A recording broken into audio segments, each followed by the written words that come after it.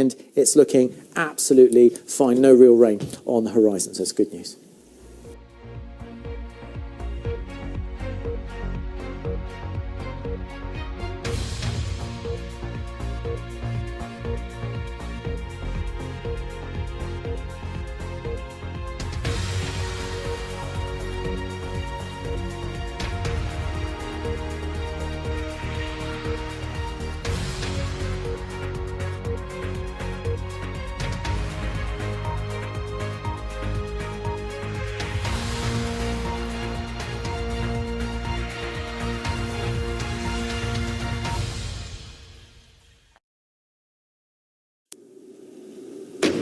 Dozens of Palestinians have been killed and thousands injured by Israeli troops during protests as America opens its new embassy in Jerusalem.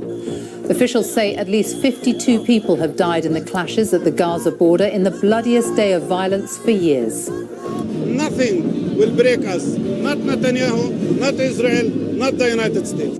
In Jerusalem, the US opened its new embassy at a ceremony attended by President Trump's daughter and son-in-law. Israel's Prime Minister called it a glorious day.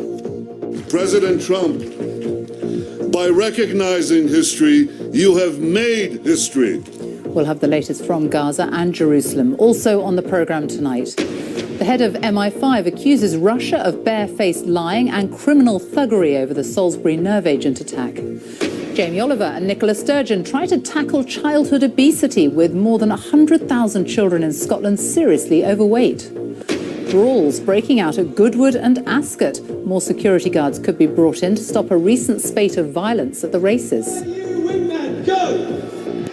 And I'm here with thousands of fans as Manchester City's footballers parade the Premier League title.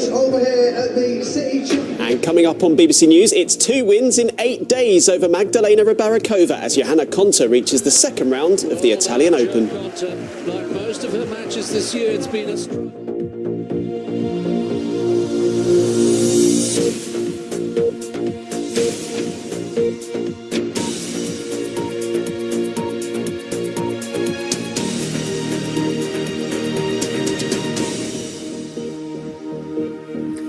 Good evening and welcome to the BBC News at 6. Palestinian officials say that Israeli forces have shot dead more than 50 protesters in Gaza on the same day that the United States opened its new...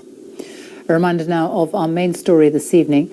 Dozens of Palestinians have been killed and thousands injured by Israeli troops during protests as America opens its new embassy in Jerusalem. That's all from us. I'll be back with the latest at 10. Now on BBC One, we join the BBC's news teams where you are. Bye-bye.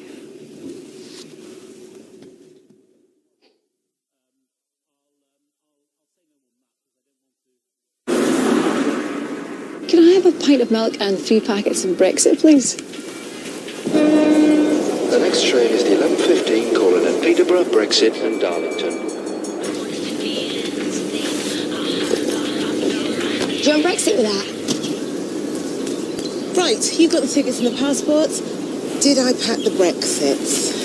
Brexit, not just politics, it's everyday life. Find out what it'll mean for you with BBC News. Stories set to shape the news agenda. Headlines freshly written. Original perspectives on the day's unfolding narratives. See the bigger picture as it emerges. The Papers, weeknights at 10:40 on the BBC News Channel.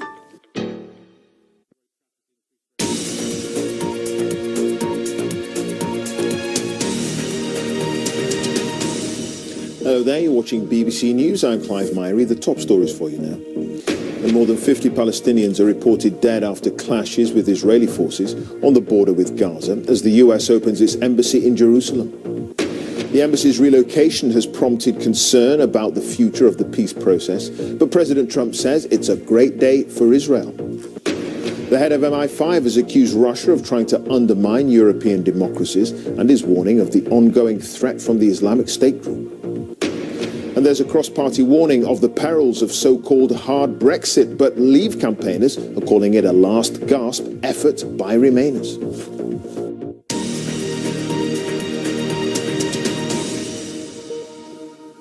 Now, in a moment, it'll be time for Sports Day, but first, let's take a look at what else is coming up tonight on BBC News. And dozens of Palestinians have been killed in clashes with Israeli forces. As the US opens its embassy in Jerusalem, we'll have the latest from Gaza and Jerusalem. There's been a sharp rise in the number of children under 11 referred by schools for mental health treatment. We'll be analysing why. And don't forget, at 10:40, we'll give you a heads up on tomorrow morning's front pages in the papers. That's all ahead on BBC News. Now, though, it's Sports Day.